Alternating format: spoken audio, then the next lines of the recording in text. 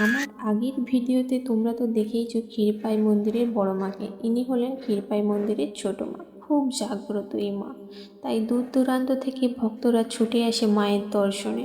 আমিও চলে গিয়েছিলাম মায়ের কাছে। মন্দিরে গেলে দেখতে পাবেন আপনারা এখানে কোনো পুরোহিত থাকে না। এখানে প্রত্যেক ভক্ত মাকে নিজের হাতে পুজো করতে পারবে। মায়ের মন্দিরে আসলে এক আলাদাই শান্তি। মাকে যদি ভক্তি ভরে কেউ কিছু চায়, মা তাকে খালি হাতে ফেরান না। তাই তো মায়ের মন্দিরে ভক্তরা দূর দূরান্ত থেকে ছুটে আসে তাদের মনের মনস্কামনা জানানোর জন্য। তেমনই আমিও গিয়েছিলাম মায়ের কাছে, গিয়ে নিজের মতো করে মাকে প্রাণ ভরে পুজো দিলাম আর মায়ের দর্শন করলাম। তোমরাও যারা যারা মায়ের দর্শন করছো বা এই ভিডিওটা দেখছো, আমি মায়ের কাছে প্রার্থনা করি তোমাদের সকলের মনস্কামনা পূর্ণ হোক।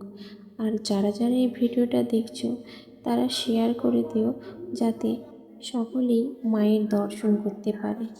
আমার ভিডিও যদি ভালো লেগে থাকে সাবস্ক্রাইব করে পাশে থাকবেন।